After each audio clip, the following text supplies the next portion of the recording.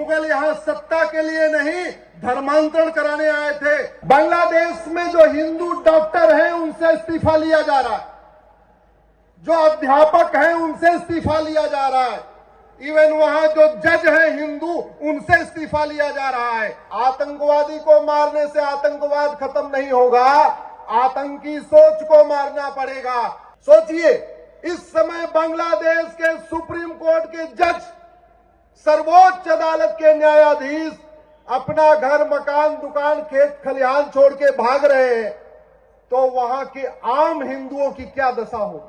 मैं बार बार कहता हूं, भारत में संविधान है क्योंकि यहां हिंदू बहुसंख्यक हैं, भारत में लोकतंत्र है क्योंकि यहां हिंदू बहुसंख्यक है, भारत में समता समानता है क्योंकि हिंदू बहुसंख्यक है, भारत के प्रधानमंत्रियों को भारत देश छोड़ के नहीं भागना पड़ता क्योंकि हिंदू बहुसंख्यक है, भारत की सेना विद्रोह नहीं करती क्योंकि हिंदू बहुसंख्यक है, भारत में वसुधैव कुटुंबकम चल रहा है, नारी सर्वमंगल मांगल्य चल रहा है क्योंकि हिंदू बहुसंख्यक। इस नफरत की आग को ठीक करना पड़ेगा, इसलिए मैंने एक PIL फाइल किया सुप्रीम कोर्ट में, और मैटर अभी सुप्रीम कोर्ट में चल रहा है। मैंने कहा आप हेट स्पीच को डिफाइन करिए, और भारत में जितनी भी रिलीजियस किताबें हैं, जितनी मजहबी किताबें हैं, इनकी समीक्षा करिए कि कोई किताब हेट स्पीच तो नहीं फैला रही है। गांधी जी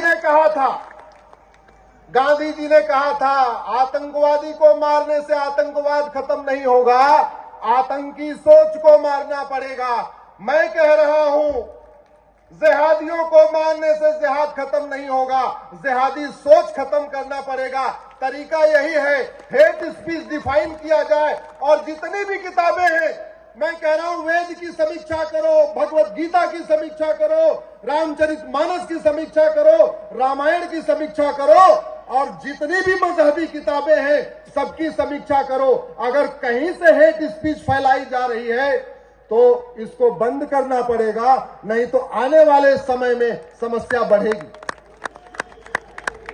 आज बांग्लादेश में जो हिंदू डॉक्टर हैं उनसे इस्तीफा लिया जा रहा है, जो अध्यापक हैं उनसे इस्तीफा लिया जा रहा है, इवन वहां जो जज हैं हिंदू उनसे इस्तीफा लिया जा रहा है, जो हिंदू पुलिस अधिकारी हैं, कांस्टेबल हैं, थानेदार हैं, कप्तान हैं, उनको भी इस्तीफा देने के लिए मजबूर किया जा रहा है। आज मैं इस भोपाल की पवित्र भूमि से भारत के सभी अपने पुलिस वाले साथियों को बताना चाहता हूं, धर्मांतरण रोकने के लिए गुरु तेग बहादुर जी ने अपना शीश कटवा दिया था। धर्मांतरण रोकने के लिए गुरु गोविंद सिंह जी ने पूरा परिवार बलिदान कर दिया। धर्मांतरण रोकने के लिए छत्रपति शिवाजी महाराज ने पूरा बलिदान कर दिया।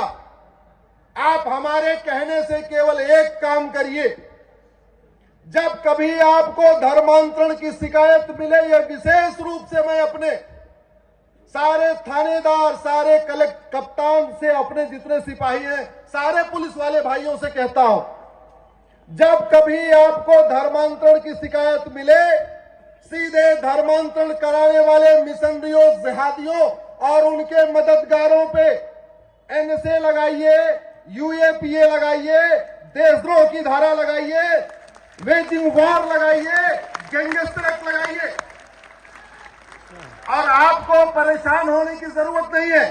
इसका रास्ता हमने सुप्रीम कोर्ट से खुलवा दिया। आप गूगल करिएगा, conversion national threat to security Ashwini Upadhyay, आपको डिटेल मिलेगा।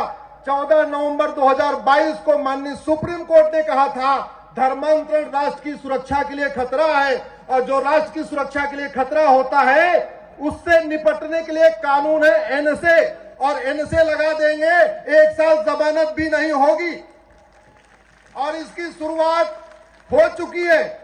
अभी गजप्रस्थ, जिसको गाजी खान ने गाजियाबाद बना दिया, वहां एक घटना आई थी, मैंने माननीय सुप्रीम कोर्ट का ऑर्डर दिखाया, कमिश्नर साहब ने NSA लगवा दिया, 1 साल से वो जेल में है, बेल नहीं मिली है। इसलिए कह रहा हूं, धर्मांतरण राष्ट्र की सुरक्षा के लिए खतरा है।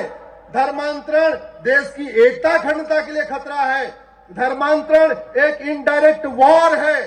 धर्मांतरण एक संगठित अपराध है। धर्मांतरण एक देशद्रोह है। मुगल यहां सत्ता के लिए नहीं धर्मांतरण कराने आए थे। अंग्रेज यहां सत्ता के लिए नहीं धर्मांतरण कराने आए थे। इसलिए धर्मांतरण कराने वाले मिशनरियों, जिहादियों और उनके मददगारों जो भारत में सफेद पोश धर्मांतरण कराने वाले जिहादियों की मदद करते हैं, उनके खिलाफ ये 5 धारा लगाइए। जिस दिन आप लगाना शुरू कर देंगे, मैं गारंटी के साथ कहता हूं धर्मांतरण रुक जाएगा। आज की डेट में प्रतिदिन 10,000 हिंदुओं का धर्मांतरण हो रहा है। यह हमारे लिए बहुत चिंता की बात। दूसरी बात, घुसपैठ। शर्म नहीं आती उस वहां के शासकों को।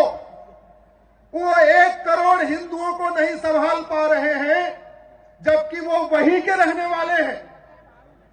और हम 6 करोड़ घुसपैठियों को संभाल के रखे हुए हैं, जो यहां अवैध रूप से आए हुए।